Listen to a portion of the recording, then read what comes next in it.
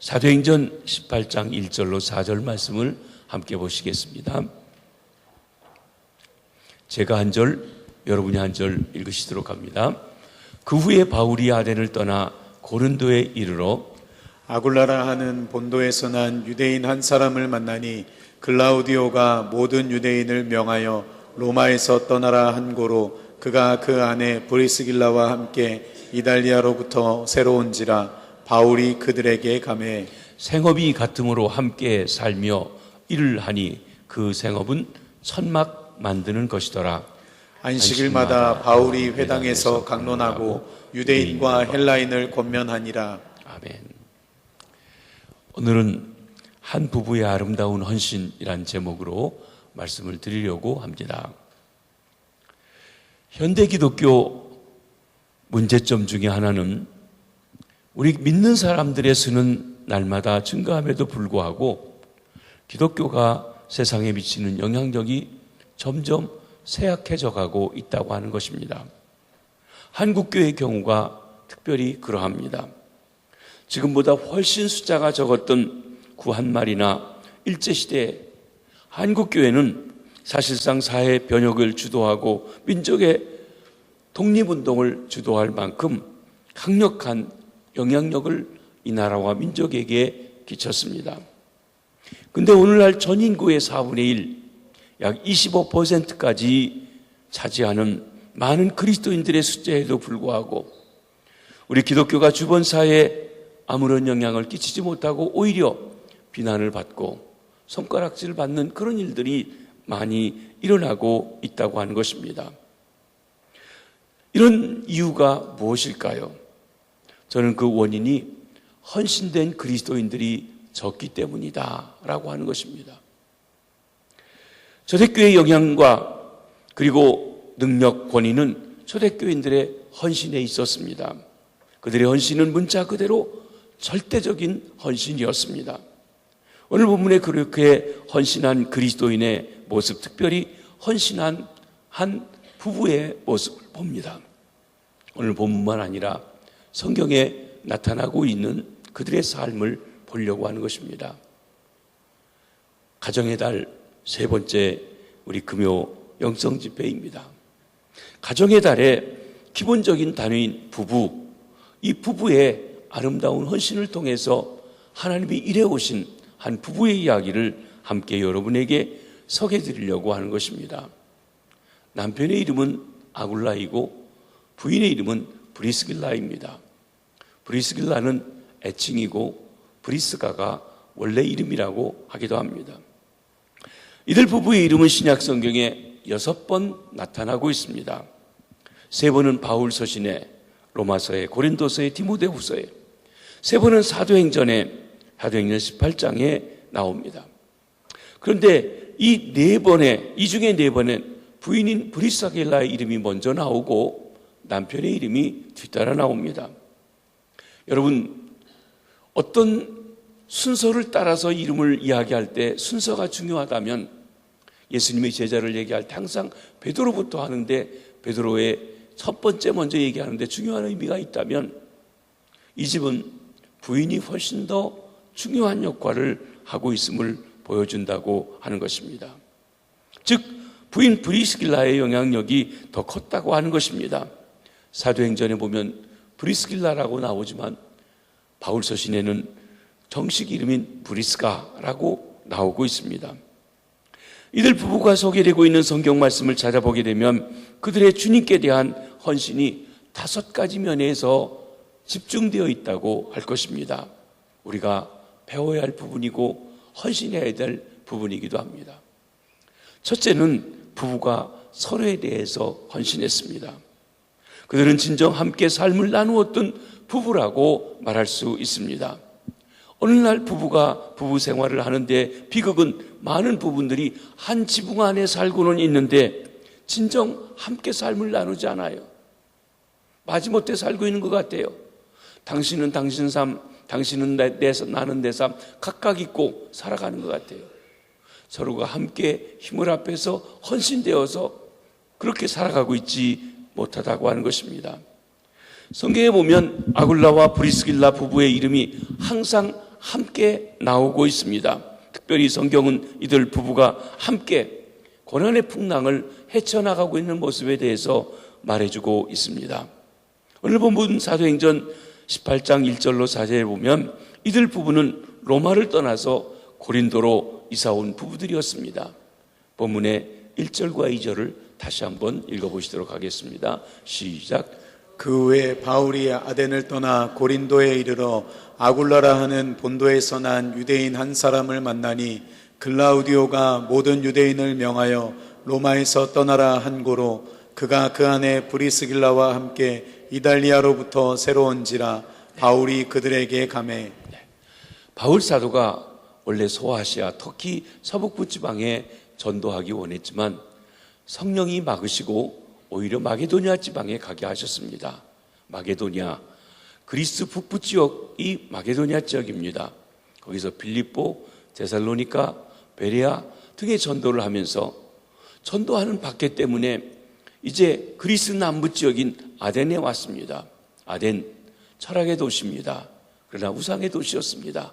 알지 못하는 신에게까지 제사를 드리고 있는 그런 도시에 있다가 거기서 다시 남부로 더 내려와서 항구 도시인 고린도에 오게 되었던 것입니다. 이 고린도에서 바울 선교사에게 아주 중요한 한 부부를 만나게 되었던 것입니다. 그들이 바로 브리스길라와 아굴라 부부였습니다. 아굴라의 고향은 소아시아 흑해 근처인 본도라고 하는 곳입니다. 터키 북부 지역이었습니다. 여기에 나오는 이 글라우디오 황제, 이들이 로마에 살고 있다가 글라우디오 황제 때 유대인들을 다 내쫓는 그 일로 인하여서 거기서 쫓겨났다고 했습니다. 글라우디오 황제는 로마의 제4대 황제로 AD 41년부터 54년까지 통치하였습니다. 특별히 AD 49년에는 로마에 있는 모든 유대인들을 로마에서부터 떠나게 했습니다. 역사의 기록에 보면 유대인들 속에 다툼이 일어나게 되었는데 유대교 유대인들과 기독교 유대인들 사이에 예수가 그리스도다 아니다 하는 일로 몹시 다투고 싸웠다는 것입니다. 로마에서 말입니다. 이 일 때문에 어느 쪽을 들어야 될지 알지 못하는 글라우디오 황제는 둘 다 꼴도 보기 싫으니 유대인들은 무조건 다 나가라 해가지고 로마에서 추방령이 떨어지게 되었습니다. 그래서 유대교 유대인들, 다시 말하면 예수가 그리스도라는 것을 믿지 않고 예수는 이단자라고 얘기했던 유대인들도 쫓겨나게 되고 예수가 그리스도다, 예수가 우리가 기다리던 그리스도라 라고 믿었던 유대인 그리스도인들도 로마를 쫓겨나게 되었습니다. 그 중에 어떤 쪽에 있었는지는 모르지만 여기 아굴라와 브리스길라도 유대인이었던 거로 그곳에서 쫓겨나오게 되었던 것입니다. 그리고 그들은 무엇이 원인인지 모르지만 하여튼 고린도로 오게 되었습니다. 글라우디오 황제는 유대인 남자들은 다 내쫓았지만 여자들에게는 원한다면 로마에 살 수 있게 해주겠다고 회유를 했습니다. 그런데 유대인 여자를 노예로 혹은 놀이개로 부려먹기 위한 간교한 정책이었던 것입니다. 로마 정부에서는 여자들이 남게 되면 대우해 주겠다고 말했습니다. 그렇지만 대부분의 유대 여자들은 이 특권을 거절했습니다. 그리고 자기의 사랑하는 남편과 함께 새로운 삶을 개척하기 위해서 다 일고는 모든 것을 버리고 떠나가야 하는 고통, 그것도 다른 나라로 이민가 살아야 돼서 앞으로 어떤 일이 일어날지 모르는 고난의 그 길을 함께 떠나갔다는 것입니다. 그만큼 당시 아내들은 남편에게 성실했습니다. 가정에 대한 유대인들의 철저한 헌신 정신을 우리가 배워야 할 것입니다. 당시 유대인들은 언약 사상에 기초해서 남편과 아내가 서로를 바라보았던 것입니다. 그들은 자기의 배우자를 언약의 남편 혹은 언약의 아내라고 불렀습니다. 그들은 결혼을 단지 한 남자와 한 여자가 만나서 약속하는 것으로만 여기지 않았습니다. 더 나아가서 하나님 앞에 피로 맺어진 약속이라고 여겼습니다. 그래서 그 둘 사이에는 아무도 끼어들 수 없습니다. 부모도 그 누구도 끼어들 수 없고 바로 하나님이 짝지어 주신 부부라고 하는, 하나님 앞에서 삶을 맹세한 관계라고 하는 것입니다. 이것은 부부가 서로 불신함으로 가정이 깨어지는 요란한 현대 사회와 비교해 볼 때 얼마나 큰 차이가 있는지 보여줍니다. 성경에 보면 이 아굴라와 브리스길라 부부는 적어도 4번 이상 주거지를 옮기며 살았습니다. 본토에서 로마로, 로마에서 여기 고린도로, 고린도에서 에베소로, 에베소에서 다시 로마로 들어가는 대대적인 이사를 4번이나 했다는 것입니다. 한 번만 이사해도 힘들고 지겨운데 이것을 거주지를 4번까지 옮기면서 살아간다는 것, 얼마나 많은 고난, 때로는 정리하고 해야 되는지 모릅니다. 저희가 미국에서 한국에 올 때요, 짐을 다 버리고 왔습니다. 그냥 몸만 오라고 해서 왔더니 불편한 게 얼마나 많은지 몰라요. 어쩌다 집에 가도요, 옛날에 있던 짐들이 다 여기저기 남의 집에 아직도 있어가지고 그 어디 있는지 풀지도 못해서 아주 불편합니다. 그러니까 외국에 갈 때 아마 다 버려두고 갔을 거예요. 그동안 모아놓고 사놓고 했던 거 말이죠. 이런 일을 한 번만 해도 어려운데 4번씩이나 이 부부가 하고 있다고 하는 것입니다. 여러분, 이렇게 힘들고 어려운 일을 함께 겪어가고 있습니다. 그런데 그럴수록 더욱더 가까워지는 모습을 성경은 보여주고 있습니다. 오늘 본문에 보면 이들은 고린도에 왔을 때 함께 하고 있는 일이 있었습니다. 천막 만드는 일이었습니다.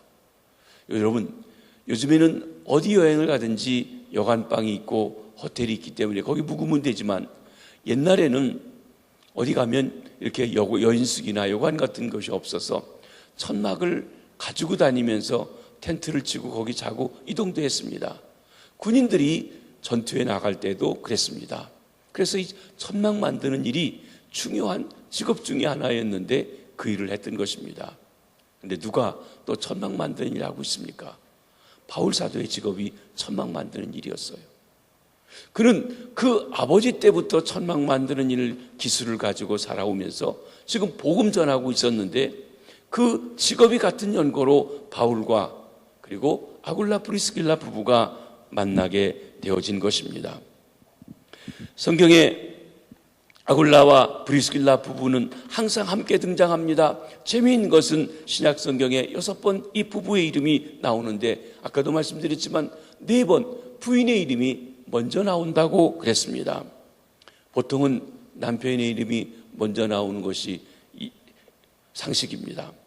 그런데 여성이 오늘날 같이 여성의 권위가 많이 신장된 그런 사회가 아니라, 이 당시만 해도 여자는 인격적인 대우를 받지 못하고 있을 때인데, 그때 부인의 이름이 4번씩이나 먼저 나오고 있다는 것입니다. 이는 아마도 부인인 브리스길라가 다른 사람들의 눈에 두드러질 정도로 활동적이고 헌신적이었기 때문에 그럴 것입니다. 그런 면에서 우리는 이런 활동적인 여인의 헌신 속에서 부인의 활동을 이해하고 그를 격려하고 그를 도와주어서 하나님의 일을 할 수 있도록 외조하고 있는 아굴라의 모습을 볼 수 있다는 것입니다. 이해하고 있는 그 아굴라의 이해력에 대해서 생각해 볼 수 있다는 것입니다. 사실 오늘도 우리가 교회에 보면요, 여자분들이 훨씬 많아요. 그리고 여자분들이 더 똑똑하시고 야무지신 분들이 많아요. 남자들이 내가 남편인데, 내가 가장인데 너무 그렇게 자존심만 세울 게 아니라 부인이 똑똑하고 잘하시면 일 잘하도록 격려해주고 집에서 설거지 하셔도 됩니다. 때로 미국에서 부부들이요, 남편하고 아내하고 냉정하게 누가 더 사회적으로 활동하고 돈을 더 잘 벌 수 있고 효과적으로 일할 수 있냐에 따라서 아내가 일하고 집에서 남편이 살림하는 사람도 있습니다. 아마 여기 좀 60대 이상 되신 분들은 목사님 그런 얘기 함부로 하시면 우리 젊은 사람들 이상해집니다 그럴지 모르는데, 그래요. 그럴지도 몰라요. 여기 벌써 2000년 전에 브리스길라의 활동력과 브리스길라의 그 활달한 성격을 아굴라가 이해해 주면서 그를 앞세워서 일하게 했다고 하는 것을 보여주고 있는 장면이 나오고 있다고 하는 것입니다. 외조의 공이 컸던 그런 부부상이라고 말할 수 있습니다. 어쨌든 성경에서 이 부부의 기록을 읽을 때마다 우리의 마음이 아주 흐뭇해지는 것을 봅니다. 복음의 아름다운 사역이 이루어진 곳마다 나란히 등장하고 있었던 아굴라와 브리스길라 부부, 그들은 서로에 대한 뜨거운 사랑을 주님을 향한 사랑으로 승화시켜 나가고 있었던 것입니다. 초대교회 문서 중 하나에 이런 기록이 있습니다. 아굴라와 브리스길라라는 우리 중에 가장 으뜸되는 부부의 이상형이다.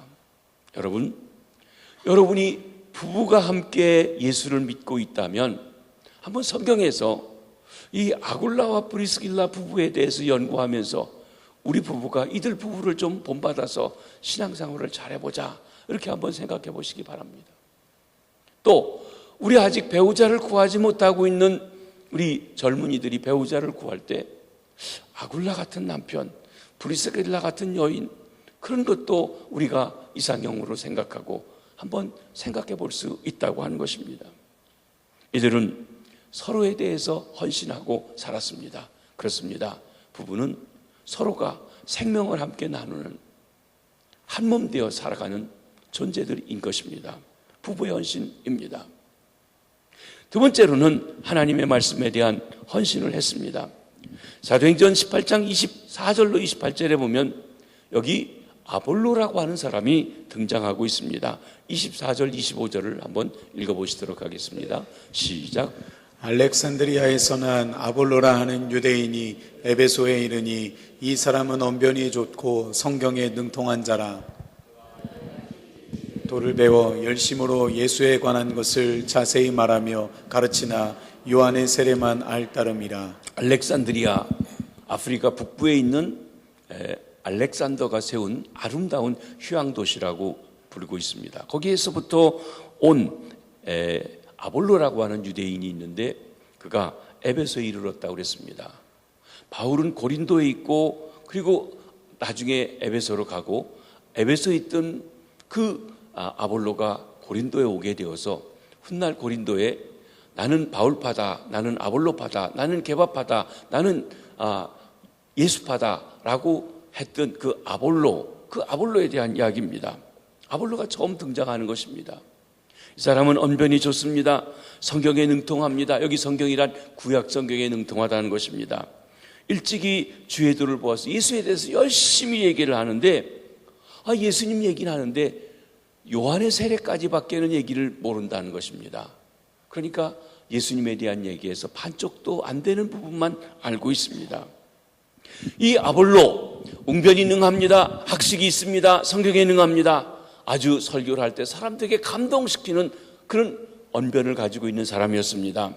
어느 날 아굴라와 브리스길라 부부는 아볼로의 설교를 듣게 되었습니다.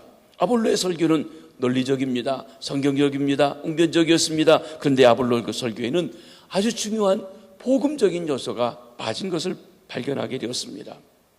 아굴라와 브리스길라 부부는 이 사실을 간파했습니다. 그러면서 이 점만 보완한다고 하면 이 아볼로가 하나님 앞에 아주 귀하게 훌륭하게 쓰여지게 될 수 있겠다는 것을 깨닫게 되었습니다.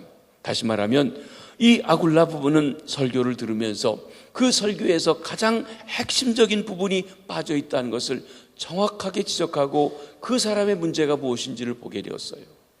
말도 화려하고 성경도 잘 알고 그리고 대단한 설득력을 가지고 있는 설교자였지만 복음의 내용이 빠져 있다고 하는 것입니다. 그렇다고 해서 이들 부부는 자기들의 성경 실력으로 남을 부끄럽게 하지 않았습니다. 어떻게 했습니까? 조용히 그 아볼로를 청하여서 만나게 되었습니다. 여기 18장 26절 말씀을 한번 보시도록 하겠습니다. 시작. 그가 회당에서 담대히 말하기 시작하거늘 브리스길라와 아굴라가 듣고 데려다가 하나님의 도를 더 정확하게 풀어 이르더라. 그가 회당에서 전파할 때 그가 하는 누구는 아볼로입니다. 아볼로가 회당에서 얘기할 때 그 얘기를 다 듣고 그 아볼로를 자기 집에 조용히 초대해서 지금 아볼로가 부족한 부분에 대한 이야기를 해주게 되었습니다. 그게 뭔가 하면 하나님의 도를 더 정확하게 말했다는 거예요. 지금 설교자보다 앉아 듣고 있는 이 부부가 훨씬 더 정확하게 메시지를 알고 있는데 요점이 부족하다는 것을 알고 있었습니다. 그들은 아볼로를 불러 함께 말씀의 교제를 나누면서 그리스도를 통해 변화될 수 있는 삶의 위대한 가능성에 대해서 이야기했습니다. 그래서 마침내 아볼로가 온전한 설교자가 될 수 있도록 활동해 주었던 것입니다. 성경에 보면 이 아볼로 부부가 설교했다는 말씀이 나오고 있지 않습니다. 다시 말하면 이들은 평신도 부부로서 사역했지 어떤 말씀 사역자로서 일했다는 그런 말씀의 부분은 없다고 하는 것입니다. 그런데 평신도인데도 불구하고 설교자에게 영향을 끼칠 만한 그런 사람들이었다고 하는 것입니다. 아굴라 부부는 어떻게 하나님의 말씀을 그렇게 잘 알아서 목사님이 새로 부임했는데 저 목사님이 요게 부족하구나 알고 그것을 가르쳐 드릴 수 있을 만큼 성경 실력에 뛰어나게 났었느냐 하는 것입니다. 본문에 있는 사도행전 18장에 보면 중요한 사건은 이들 부부와 사도 바울의 만남에 대한 이야기입니다. 그리고 11절에 보면 바울 사도가 아볼라 부부를 만나서 고린도에서 어떻게 사역했는지를 이렇게 기록해 주고 있습니다. 1년 6개월을 머물며 그들 가운데 하나님의 말씀을 가르치니라. 그렇습니다. 바울이 먹고 살아가기 위해서 이 천막 짚는 일을 하는 것만이 목적이 아니었습니다. 하나님 말씀을 가르치는데 수단이 방법이 되었지만 그러나 그는 중요한 일을 하나님 말씀을 가르치는 일입니다. 이 바울을 만나고 1년 6개월 동안 아굴라와 브리스길라 부부가 바울을 통해서 하나님의 말씀을 집중적으로 배울 수 있는 시간이 있었다고 하는 것입니다. 말씀의 훈련을 받으며 무장했습니다. 초대교회에 놀라운 능력, 권위는 말씀에 대한 성도의 헌신에 기초하고 있습니다. 초대교회는 말씀으로 훈련되지 않은 사람에게 직분을 수여한 적이 없습니다. 한국교회 타락은 어디에 있습니까?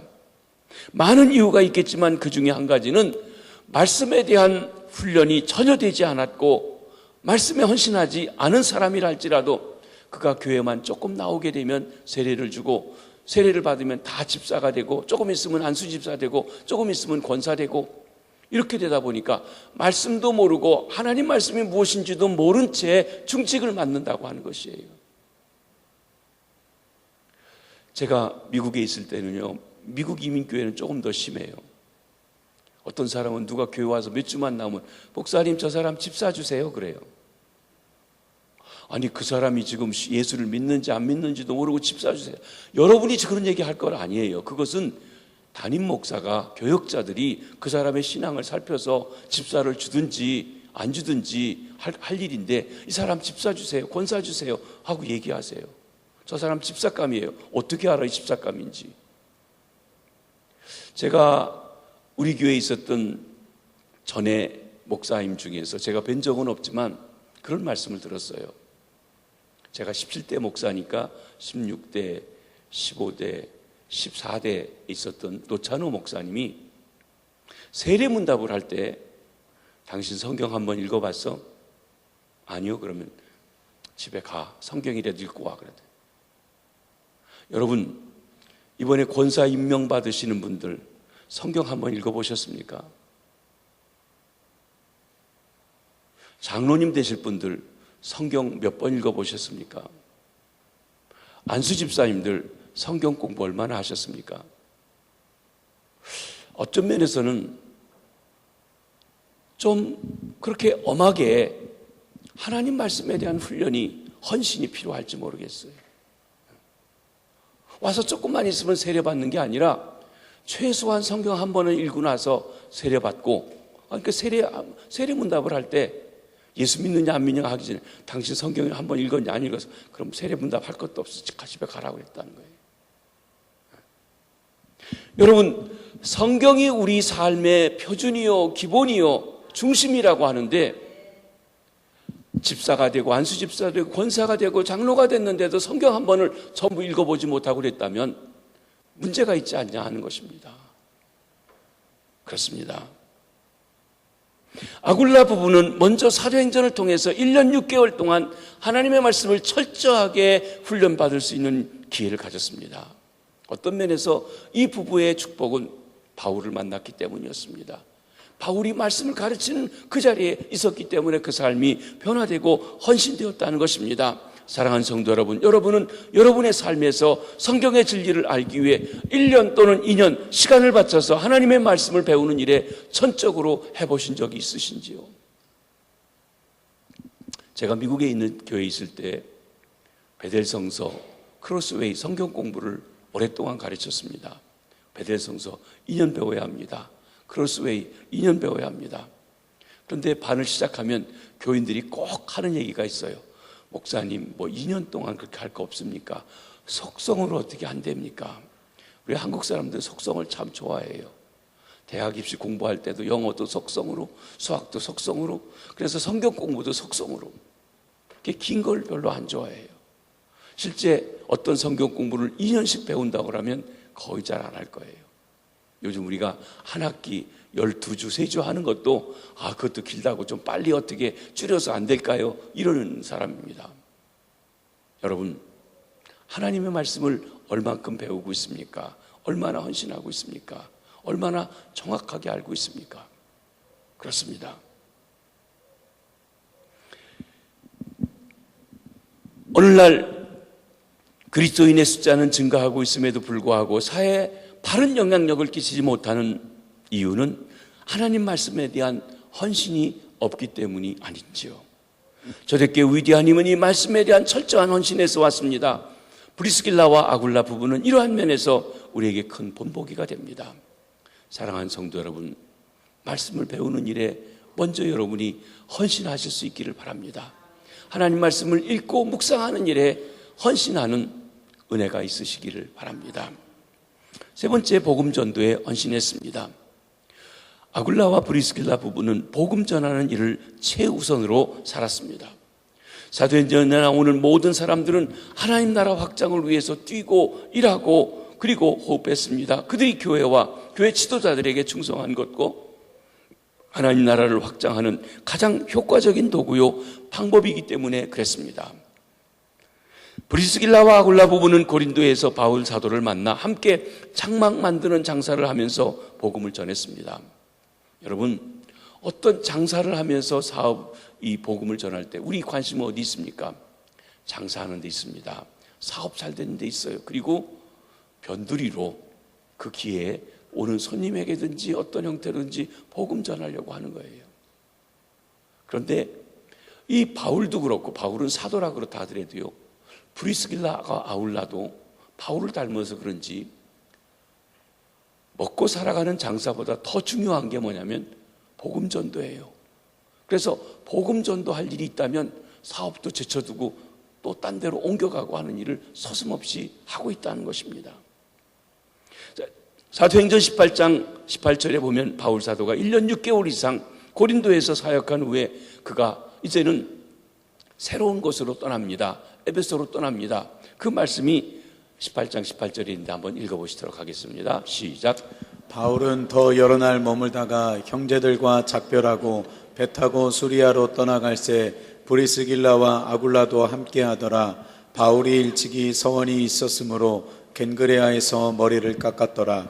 바울이 이제는 고린도에서 1년 6개월, 어떤 면에서 바울 사도는요, 한 교회를 개척하고 그 교회를 위해서 온 삶을 다 한 게 아니라 개척교회를 해서 어느 정도 될 만하면 다음 사람에게 맡겨놓고 또 가서 개척하고 또 개척하고 하는 그런 개척적인 사명을 받은 사람이었습니다. 고린도 교회가 어느 정도 되었다 생각했을 때 그는 에베소로 가는데, 지금 에베소로 갈 때 그 배에 누가 따라가고 있습니까? 브리스길라와 아굴라가 따라갔어요. 이것은 단순한 동행이 아닙니다. 몇 주간의 선교여행이 아닙니다. 아주 이사가는 것입니다. 지금 고린도에 와서 1년 6개월 있으면 나름대로 장사가 되고 손님도 생기고 고객들도 생겼는데 다 접어두고 전혀 알지 못하는 에베소로 갑니다. 왜 갑니까? 바울이 에베소에 전도하러 간다니까 그곳으로 따라가는 것입니다. 안정될 만했던 사업도 정리하고 떠나갑니다. 요즘 이런 그리스도인들이 있겠습니까? 우리는 효과적인 복음 전도를 위해 자기 사업도 정리할 수 있는 이 용기와 결단을 가진 초대 교인들의 모습을 주목해 보아야 합니다. 그들에게 직업이라는 것은 오히려 거꾸로 복음 전하는 수단이에요. 복음을 전하기 위해서 내가 직장을 가졌어요. 그러니까 직업의 일을 하면서도 어떻게 해서 복음을 전할 수 있을까라고 하는 것입니다. 가끔 우리 교인 중에서 또는 중직에 있는 사람 중에서도 이럽니다. 교회 와라, 예배 드려라, 전도 나가야 된다, 뭐 한다 하면은, 아니 목사님, 우리 먹고 살아가는 거 너무 몰라도 너무 모르십니다. 목사님이 그러시면 어떡합니까? 우리 먹고 살기도 바쁜데 그냥 이리 와라 저리 와라 교인들을 들들 볶아가지고, 그래가지고 어떻게 우리 사람들 성도를 모르십니까? 이해를 못하십니다. 그러십니다. 그러면서도 중직은 맡아서 하시려고 하세요. 사실 먹고 살아가는 게 여러분 중요하지 않다는 얘기가 아니에요. 먹고 살아가는 일에 헌신하고 그리고 주님 섬기는 일은 변두리로 할 건지, 주님 섬기는 일을 주로 하면서 먹고 살아가는 일에도 우리가 살아갈 건지 헌신의 도가 달라갑니다. 여러분이 먹고 사는 일에 그렇게 전심으로 해서 나는 돈 버는 일을 열심히 하겠다고 그러면, 그러면 또 하나 질문해 봅니다. 여러분을 대신해서 나가서 복음 전하는 선교사님이나 또는 선교 단체 같은데 얼마를 후원해 주고 있습니까? 한 선교사님 후원비례도 제대로 보내고 계십니까? 그러면서 우리가 선교에 목숨 걸었다든지 선교를 열심히 한다고 할 수 있습니까? 여러분이 여유 있게 그래도 먹고 살고 있다고 하면은요, 최소한 풀타임 선교사님 한 분 정도는 한 가정에 하나씩은 보내실 수 있도록 하셔야 돼요. 아멘 하신 분들은 그렇게 하시기 바랍니다. 하고 계시기도 하시겠지만. 돈 많이 벌었어요? 아니요. 지금 적게 벌을 때부터 적극적으로 하세요. 그러면서 늘려가셔야 돼요. 자, 내가 직접 나와서 전도도 못하고 선교헌금도 못 보내고 먹고 사는 일에 매여 있으면서 우리 전도한다, 선교한다, 헌신했다. 뭐에 헌신하셨습니까? 근데 여기 브리스길라와 아볼로를 보니까 복음 전하러 가는 일이 있다면 만사를 제쳐놓고 지금 쫓아가고 있다는 거예요. 사업장을 옮겨서까지라도 말입니다. 그렇습니다. 사랑하는 성도 여러분, 여러분의 사업과 복음 전도는 어떤 관계가 있습니까? 여러분의 수입의 얼마를 복음 전도에 선교를 위해 드리고 계십니까? 에베소 사역을 마치고 바울이 이제 로마로 가야 하겠다고 얘기합니다. 그러자 아볼로와 브리스길라가 먼저 로마로 가 있습니다. 바울 사도는 이 소아시아 교회들이 준 그 연보, 구제금, 예루살렘 교회가 흉년이 들어 어려운 그 구제금을 가지고 예루살렘에 갖다 전해주고 로마로 가겠다고 하니까 거기는 따라가지 않더라도 먼저 로마에 가서 이제 바울이 올 준비를 해야겠다고 로마로 가는 것입니다. 이렇게 로마로 돌아갈 수 있게 된 것은 글라우디오 황제가 죽고 글라우디오 황제의 양자였던 네로가 왕위에 즉위하면서 그는 로마에서 추방당했던 모든 유대인들이 다시 돌아올 수 있도록 허락해 주었습니다. 그래서 돌아갈 수 있는 길이 정치적으로도 열려졌던 것입니다. 하지만 바울이 예루살렘에 거쳐 로마에 가는 것을 대비해서 미리 가 있었을 가능성이 또 높은 것입니다. 바울이 로마서를 먼저 써보낼 때 이미 브리스길라와 아굴라 부부가 그곳에 가 있었던 것을 봅니다. 그래서 바울이 로마서를 통해서 이들 부부를 소개하면서 내가 브리스길라와 아굴라 부부를 잘 안다고 하면서 그들 부부를 소개하는데 어떻게 소개합니까? 정말 감동적인 소개를 해주고 있습니다. 로마서 16장 3절로 5절 말씀을 한번 보시겠습니다. 시작. 너희는 그리스도 예수 안에서 나의 동역자들인 브리스가와 아굴라에게 문안하라. 그들은 내 목숨을 위하여 자기들의 목까지도 내놓았나니 나뿐 아니라 이방인의 모든 교회도 그들에게 감사하느니라. 또 저희 집에 있는 교회에도 문안하라. 아무튼 이들 부부를 보면 마치 집시 생활을 보는 듯합니다. 그들은 주의 복음으로 위해 떠돌이 생활을 했습니다. 그들에게는 복음 전도가 최우선이었습니다. 여러분, 이사하실 때 어떻게 이사하십니까? 좋은 집 사서 이사를 가십니다. 좋습니다. 그런데 저는 목회하면서 이런 질문을 한번 해봐요. 그 성도가 이사를 할 때 이 이사하는 동네, 이사하는 집, 이사하는 거리, 이것이 내 신앙생활에 미치는 영향에 대해서 생각해 보고 가는가? 때로는요, 좋은 동네에 학군도 좋고 멀리 이사를 갑니다. 이사를 가서 신방할 때 다 이구동성으로 똑같이 얘기합니다. 목사님, 제가 거리는 멀어졌어도요, 더 열심히 잘 나올게요. 예, 열심히 잘 나오십니다. 얼마 동안요?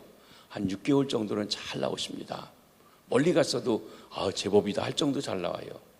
그런데 거리가 멀면 교회 나오는 일이 멀어지게 돼 있습니다. 그렇습니다. 그래가지고 조금 있다가는 아무래도 안 되겠어요 하고 옆에 가요. 좋은 교회로 가서 잘 신앙생활하면 괜찮아요. 그런데 그렇지도 않아요.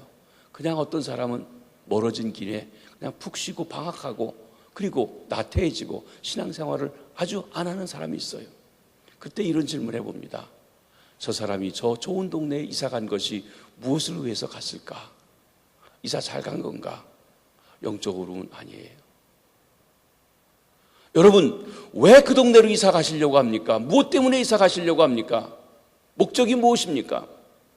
거기에 적어도 내가 신앙생활을 바로 해보겠다, 잘하겠다고 하는 그 이유도 있는지 하는 거예요. 신앙생활에 방해가 되는데도 불구하고 단지 살기에 편하고 좋은 동네고 인지도가 높은 동네고 그렇기 때문에 간다고 하는 것은 아닌지라고 하는 생각을 해봅니다. 여러분이 직장을 구할 때는 어떻습니까? 우리가 새로운 직장을 선택할 때 이 직장이 내 신앙생활에 얼마만큼 영향을 끼칠 수 있는가 생각하면서 선택하는지요? 아니면 급하니까 당장 돈이 아쉬우니까 무슨 일이든지 간에 먹고 살아야 되니까 그냥 짭부터 구하면 된다고 생각하고 하고 있는지요? 특별히 우리 젊은이들 직장을 구할 때 왜 그 직장을 구합니까? 무엇 때문에 구합니까? 어떤 이유 때문에 구하고 있습니까? 초대교회 성도들은 직장에도 성실한 사람들이었습니다. 직장은 꼭 필요한 중요한 것입니다. 그럼에도 불구하고 이 직장이 주님보다 더 귀하지는 않았습니다. 주 예수보다 더 귀한 것은 없었습니다. 그렇기 때문에 심지어 직장조차도 주님 때문에 내려놓을 수 있었다는 것입니다. 신앙생활을 잘하지 못하게 될 때는요, 심지어 그들은 여러분 초대 로마가 박해를 할 때는요, 모든 세상 삶을 버리고 땅굴 속에 들어가서 살아가기도 했습니다. 제가 미국에 있을 때 신학생들을 데리고 성지순례를 하면서 저는 제일 감동적이었던 데가 로마였었습니다. 카타콤베에 들어가서 했었어요. 안내원이 세상 모든 부귀를 버리고 예수 믿는 것을 자유롭게 믿기 위해서 땅굴을 파고 들어와 살았고 그 속에서 아기를 낳고 그 속에서 태어난 아이가 햇빛 한 번 못 보고 거기서 살다가 죽은 아이도 있다고 하는 그런 얘기를 듣고 너무너무 감동했어요. 그렇습니다. 그러니까 예수님을 위해서 세상의 모든 부귀영화를 진짜 문자 그대로 버리고 헌신한 사람들이 있었다는 것입니다. 우리 중에는 그 직업이 성도로서의 직업으로서 합당치 않은데 그리스도의 양심으로서 합당치 않은데도 불구하고 돈을 많이 주니까 쉽게 돈 벌 수 있으니까 내 돈 벌어서 그저 선교비 많이 내면 되지 이런 핑계를 대고 그렇게 얻는 직장도 있습니다. 여러분이 그 직장을 얻을 때 왜 무엇 때문에 얻었습니까? 그것이 신앙생활에 어떤 영향을 미치고 있습니까? 우리는 주님을 위해 그리고 복음을 위해 자기들의 삶의 터전도 바꿀 수 있었던 초대교인들의 헌신을 주목해 보아야 합니다. 저들은 복음 전하는 것, 선교하는 일에 최우선을 두고 살았습니다. 복음 전하는 일에 헌신하시는 주의 백성들, 가정들이 되시길 바랍니다.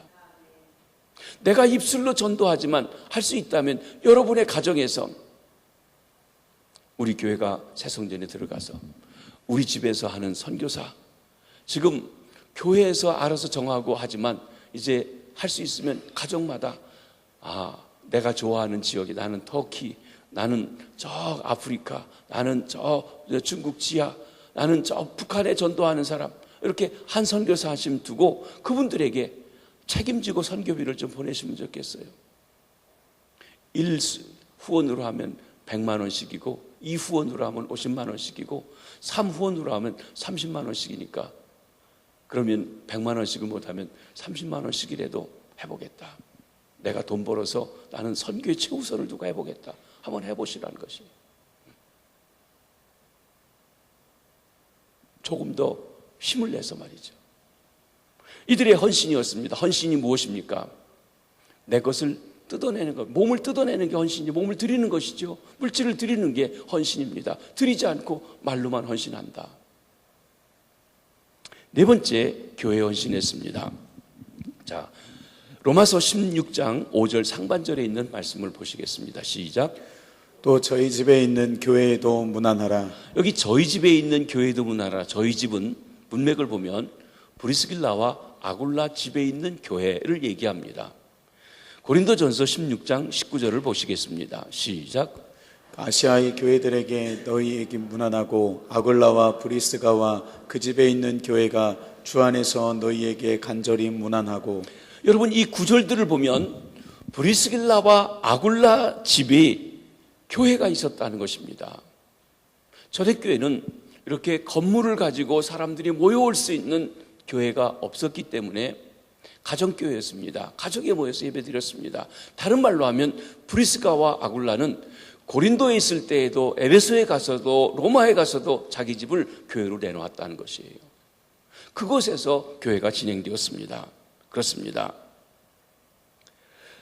초대교회 큰 건물을 가질 여유가 없었습니다. 그렇기 때문에 성도들이 집에서 모였습니다. 만일 오늘 당장 우리 교회가 다 집으로 교회를 옮겨야 한다면 어떤 교인이 자기 집을 개방하려고 하겠습니까? 우리가 1년에 목장 예배를 드리면 목장에 따라서는 1년에 몇 번 집을 개방해야 되는 분도 있지만 적어도 2번 이상은 다 모이는 것 같아요. 그런데 많은 분들이 그런 얘기를 해요. 잘 개방 안 하려고 한다고. 그리고서는 모이는 집에서만 계속 모이는 거예요. 아니면 집 안 가고 우리 교회에서 모이면 안 돼요. 이제 새 예배당에 가면 카페에서 모이면 안 될까요? 교회 어느 방에서 모이면 안 될까요? 집을 오픈 안 하려고 그래요. 왜요? 사람들이 오는 게 싫으니까, 귀찮으니까, 사람이 오면 청소해야 되니까, 이런 부분이 있습니다. 어렵습니다. 쉽지가 않습니다. 그런데 밤낮으로 교인들이 자기 집에 드나든다는 걸 한번 생각해 보십시오. 이것은 보통의 헌신으로 되어질 일이 아니라는 것입니다. 주님을 위해서 삶을 내놓은 사람이 할 수 있는 일입니다. 적은 수의 초대교인들이 복음을 통해서 로마 제국을 무너뜨리고 세계를 변화시킬 수 있었던 것, 이렇게 헌신하는 사람들이 있었기 때문에 그렇습니다. 특별히 이렇게 자기 집을 교회로 개방하는데 남자보다도 여자의 역할이 훨씬 컸다고 얘기할 것입니다. 왜냐하면 집이라고 하는 것은, 가정이라고 하는 것은 부인에게 있어서 안식처라고 할 수 있기 때문에 그렇습니다. 집은 부인에게 있어서 자기의 사생활, 프라이버시가 보장되는 곳이고, 자기의 소박한 꿈을 꾸밀 수 있는 것이고, 자기 나름대로의 비밀스러운 공간이기도 합니다. 자기 집을 완전히 개방해서 밤낮 없이 사람들이 드나들어요. 드나든 사람들을 일일이 대접해요. 때로는 사람들이 내가 안 열어봤으면 좋을 것도 툭 열어보고 다니고 하는 일도 있을 것이에요. 또 애들을 데리고 오면 어떻게 됩니까? 내가 귀하게 여기는 것도 다 그냥 깨뜨려버리고 다 엉망진창으로 만들어요. 그래서 집을 여는 일이 쉽지 않아요. 남편 혼자는 도저히 이건 죽었다 깨도, 우리말로 죽었다 깨도 안 되는 일이에요. 부인의 동의가 필요합니다. 그러니까 집을 잘 열어준다는 것은 부인이 허락했기 때문에 가능해요. 남편이 아무리 졸라도 안 돼요. 부인의 동의가 없으면. 이렇게 어려운 일을 이 부부는 가는 곳마다 했다고 하는 것입니다. 이것은 보통의 헌신으로 되는 일이 아닙니다. 주님을 위해 삶을 내놓은 사람만이 할 수 있는 일입니다. 교회를 위해 헌신한 사람만이 할 수 있는 일입니다. 적은 수의 초대 그리스도인들이 복음을 통해서 로마 제국을 무너뜨리고 세계를 변화시킬 수 있었던 그 기틀이 되었던 데는 이 브리스길라와 아굴라 부부를 대표한 헌신하는 사람들이 있었기 때문에 가능했다고 하는 것입니다. 마지막으로 이들은 교회 지도자에게 헌신을 했습니다. 여기 로마서 16장 3절로 4절을 다시 한번 읽어보시겠습니다. 시작. 너희는 그리스도 예수 안에서 나의 동역자들인 브리스가와 아굴라에게 문안하라. 그들은 내 목숨을 위하여 자기들의 목까지도 내놓았나니 나뿐 아니라 이방인의 모든 교회도 그들에게 감사하느니라. 여기 브리스길라와 아굴라 부부가 사도 바울을 위해서 생명을 바쳤다고 그랬습니다. 목이라도 내놓았다고 그랬어요. 이 목이라도 내놓았다, 목을 내놨다, 이건 생명도 아끼지 않았다는 것입니다. 그들이 구체적으로 바울이 죽을 위기, 어떤 어려운 위기에서 어떻게 도왔는지에 대한 얘기는 안 하고 있지만 바울 사도는 그들에 대해서 중심에서 감사하며 뭐라고 그랬냐면 나를 위해서 목이라도 내놓은 사람이라고 그렇게 그들에 대한 감사의 마음을 표현하고 있습니다. 이들이 왜 바울이라고 한 인간을 위해서 목을 내놓았을까요? 바울을 위해서 일하는 것이 주님을 위해서 일하는 것이고 복음을 위해서 일하는 것이 곧 주님을 위해서 일하는 것이라고 하는 확고한 믿음, 신념을 가진 부부였기 때문에 그랬습니다. 복음을 위해서 온 힘을 기울이고 있는 바울을 위해서 온 힘을 기울여 돕는 것이 곧 주님을 위해서 일하는 것이라는 것입니다. 여러분, 어떻게 주를 위해서 헌신하시겠습니까? 어떻게 주를 위해 충성하시겠습니까? 여기 있는 말대로 하면은요, 하나님이 세운 지도자, 그 지도자가 복음을 위해서 하나님 나라의 확정을 위해서 일한다고 하면 내가 목이라도 내놓고 도와주는 것, 그게 주의 일을 하는 것이라는 것이에요. 여러분 그렇게 하시는지요? 그러기에 바울을 위해서 자기 생명을 아끼지 않았다는 말을 했던 것입니다. 참 놀라운 인물들입니다. 이들은 참으로 행복한 사람입니다. 목이라도 대신 내놓고 싶을 정도로 존경하고 사랑할 만한 사람을 가지고 있었다는 점에서 이들은 행복한 사람들입니다. 또한 자신을 위해 목이라도 내놓을 사람이 있었던 바울도 행복한 사람이기도 합니다. 바울 곁에는 자기를 위해서 목숨을 버릴 수 있는 동역자들이 있었습니다. 목숨을 걸고 따르는 사람들이 있었다는 것입니다. 하나님 나라 확장을 위해서 예수 그리스도의 생명의 복음을 증거하기 위해서 목숨을 함께 나눌 수 있는 의식, 이것이 초대교회의 놀라운 하나됨의 정신이었던 것입니다.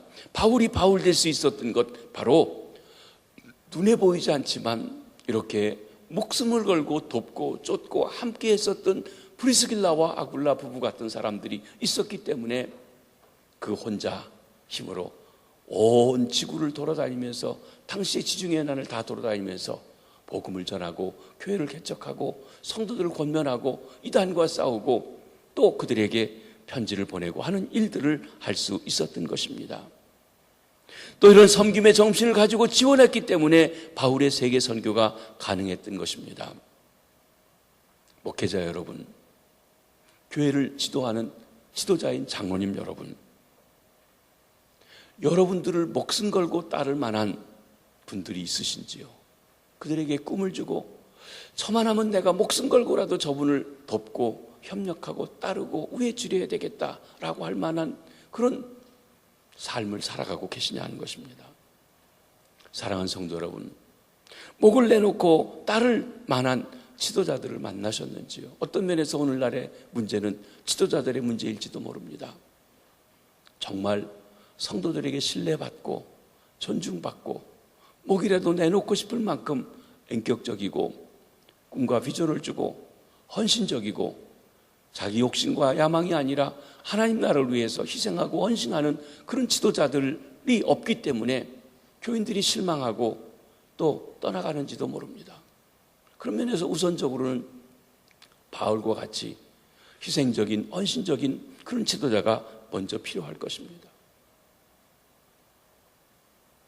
한편에서 이 성도들은 정말 좋은 지도자를 만났다고 했을 때 목숨을 걸고 그렇게 지금 따르고 헌신하고 있다고 말하고 있습니다.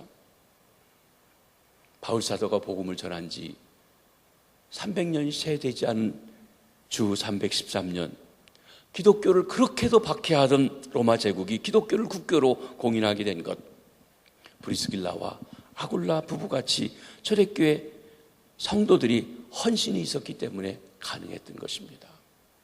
헌신한다, 초점을 맞춘다는 것입니다.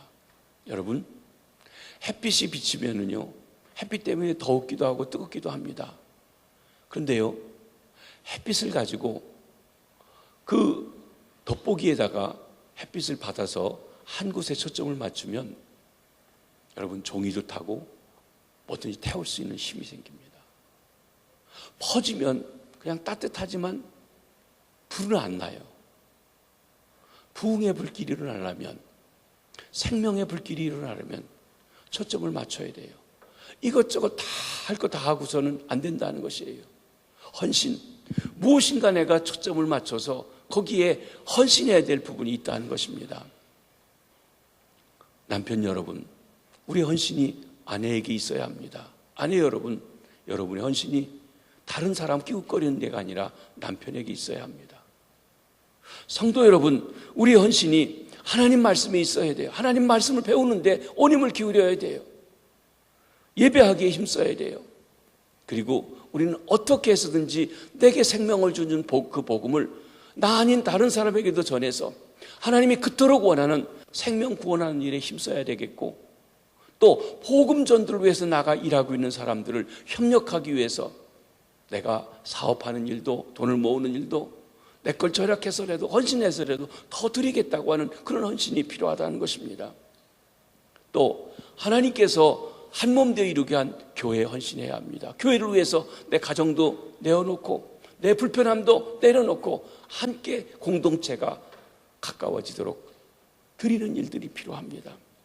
나아가 하나님이 세우신 지도자를 위해서 헌신하는 것이 주를 위해서 헌신하는 것입니다. 사랑하는 성도 여러분, 우리 주님 예수 그리스도께서는 우리를 위해서 목숨을 주셨습니다. 예수 그리스도께서 십자가에서 몸을 찢으시고 피 흘려 화목제물이 되심으로 그를 믿는 나와 여러분 우리에게 영원한 생명을 얻게 하시고 그 삶의 의미를 가지게 되었고 우리가 하나님 백성이 되었습니다. 이제 그 주님께서 저와 여러분을 통해서 일하시기를 원합니다. 저와 여러분을 통해서 하나님 나라를 확장하게 하시기를 원하십니다. 그리스도의 복음이 땅끝까지 전파되는 일에 우리를 쓰시기 원하십니다. 세상의 빛으로 어둠을 밝히는데 우리를 쓰시기 원하십니다. 세상의 소금으로 부패를 방지하고 맛을 내는데 우리를 사용하시기 원하십니다. 우리의 삶을 들여서 헌신하시지 않으시겠습니까? 헌신이 풍성한 삶을 줍니다. 우리의 풍성한 삶이 없고 영향력이 없는 것, 주님께 대한 진정한 바른 헌신이 없기 때문이 아닌지요? 적당히 믿으며 세상 재미에 취해 있기 때문이 아닌지요? 만약에 그렇다면 정신을 차리고 다시 한번 주님께 헌신하는, 주님이 주신 가치에 헌신하는 저와 여러분, 우리 모든 성도님들 되시길 주의 이름으로 부탁합니다. 다 일어나셔서 우리 한번 찬송